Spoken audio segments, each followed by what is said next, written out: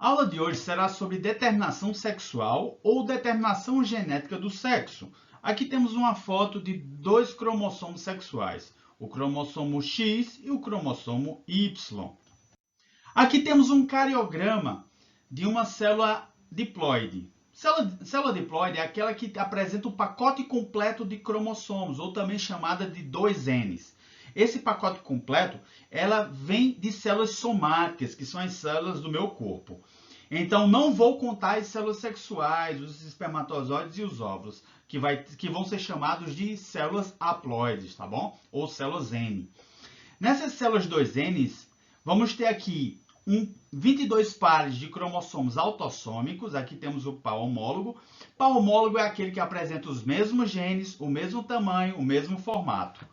E aqui temos os cromossomos sexuais que vão determinar o sexo. No homem, aqui temos um homem, no caso ele vai ser XY, e na mulher vai ter a configuração XX, ela vai ter 2 cromossomos X. Nesses cromossomos autossômicos, são essas características que temos em comum, tanto homem quanto mulher. Já nos cromossomos sexuais, é isso que vai fazer a diferenciação de um macho e uma fêmea, tá bom? Nesse cruzamento de um homem com uma mulher, temos aqui os 44 cromossomos autossômicos mais os cromossomos sexuais. Juntando aqui, temos 44 mais 2. Então, vai ter 46 cromossomos em cada célula. Já na mulher, 44 cromossomos autossômicos e XX como cromossomos sexuais, né? Juntando dá 46.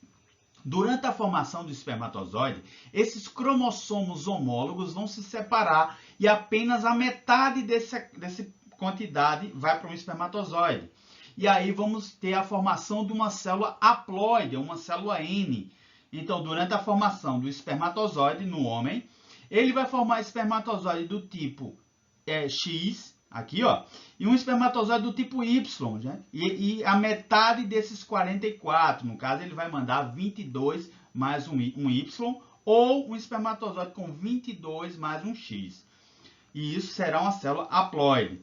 Na mulher, a mesma coisa, sendo que no lugar dela, ela só vai mandar um X. Então, ela só vai formar um óvulo X. Quem é o heterogamético será o homem, porque ele vai formar 2 tipos de espermatozoide, enquanto a mulher só forma um tipo de óvulo X. Então, quem determina o sexo é o homem. Quando o espermatozoide Y fecunda o óvulo X, vai dar um homem.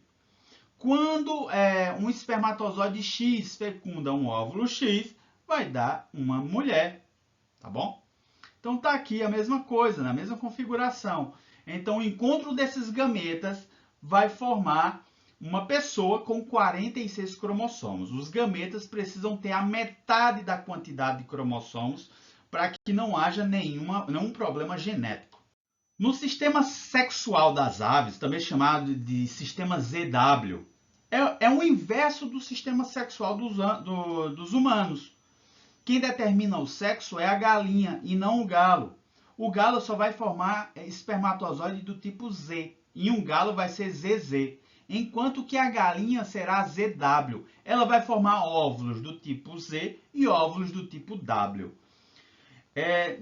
Nos galináceos, a quantidade de cromossomos é 76, no caso das galinhas. 76 autossômicos mais 2 cromossomos sexuais, ZZ para galo, ZW para galinha. Então, aqui temos um galo formando um espermatozoide com a metade do número de cromossomos autossômicos, 38, mais um cromossomo sexual Z. Já a galinha formando 2 óvulos, um óvulo Z e um óvulo W. No caso, se esse espermatozoide fecundar o óvulo Z, ele vai dar um galo, vai dar um pintinho aqui macho. Se esse espermatozoide fecundar um óvulo W, vai dar um pintinho fêmea, que vai depois se transformar numa galinha.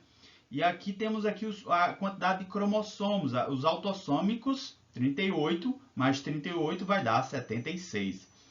Então, é um pouquinho diferente na espécie humana. Para a determinação sexual de alguns insetos, como abelhas e cupins, a determinação é feita através de células haploides e diploides. Por exemplo, quando há fecundação, se fabrica ou se forma uma operária, que ela será diploide, ela vai ter o número completo de cromossomos. Quando o óvulo não é fecundado, dá origem a um macho, um zangão, um haploide. E isso é chamado de paternocarpia, que são, na verdade, filhos sem pais. E aqui está, pessoal, um exemplo da rainha. Qual a diferença da rainha para as operárias? Apenas a alimentação. Quando uma operária é escolhida, ela é alimentada com geleia real e ela se transforma numa rainha fértil que poderá ser fecundada e gerar vários ovos. Ovos fecundados, operárias. Ovos, que na verdade as operárias são fêmeas. Ovos que não são fecundados vão dar origem a zangões, que são machos. Então, a determinação é feita pelo diploide e o haploide. Mostrando aqui que o zangão ele tem 16 cromossomos, aqui é o macho, enquanto que a rainha tem 32 cromossomos, é a fêmea. Então, aqui está o haploide e aqui está o diploide. No momento que ela formar os óvulos, ela vai formar óvulos haploides com 16. Se esses óvulos forem fecundados pelo zangão, formando aqui 32, vai virar uma fêmea. No caso dessa rainha, ela será alimentada com geleia real e ela irá se desenvolver. Essa operária se desenvolve em uma rainha. No caso, se não for alimentada com geleia real, ela vai se tornar uma operária fêmea, 32 cromossomos. Já o macho é o zangão, com 16 é o haploide. No momento em que há a fecundação, as abelhas, as operárias, vão expulsar todos os zangões e a colmeia será apenas reinada por operárias fêmeas. No fim das contas, quem fica é a fêmea dominando a colmeia. Em alguns insetos, como louva-a-Deus, gafanhoto, cigarra, entre outros, existe o sistema X0, que ele determina que o macho ele apresenta apenas um cromossomo sexual, enquanto que a fêmea apresenta 2 cromossomos sexuais. No caso, temos aqui 22 cromossomos autossômicos e apenas um aqui para o macho, enquanto na fêmea 22 autossômicos e 2 sexuais aqui, 2 cromossomos. Quem vai determinar o sexo, quem é o heterogamético, será o macho. Ele vai apresentar gametas, né? A metade dos autossômicos aqui, 11, gametas com 11 autossômicos, porém nenhum cromossomo sexual. Aqui, se fecundar um óvulo dessa fêmea, vai dar um macho. Ou ele vai criar um gameta com um cromossomo aqui. Se fecundar o óvulo da fêmea, vai dar uma fêmea. Então, quem determina o sexo é o macho. E ele vai produzir espermatozoide com um X ou sem um X sexual. Já a fêmea ela vai produzir óvulos apenas com um X. Então, de qualquer forma, ela só vai produzir um tipo de gameta. Para alguns répteis, como quelônios, tartarugas, como jacarés e outros, a determinação sexual é feita por meio do ambiente. Não existe a relação de cromossomos. Então, o meio que determina se vai ser macho ou fêmea. Então, tudo isso vai determinar como o óvulo será enterrado.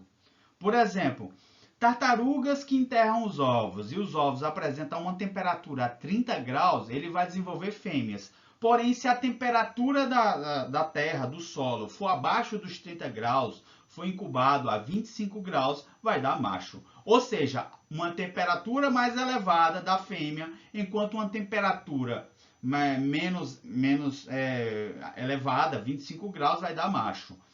Deu para entender, pessoal? E isso tem tudo a ver na posição do óvulo em relação ao solo. Então, geralmente, ovos que estão mais na superfície vão levar mais calor, eles vão absorver mais radiação, vai dar origem a fêmeas, enquanto que ovos que estão mais profundos vão ficar mais frios e vai dar origem a machos.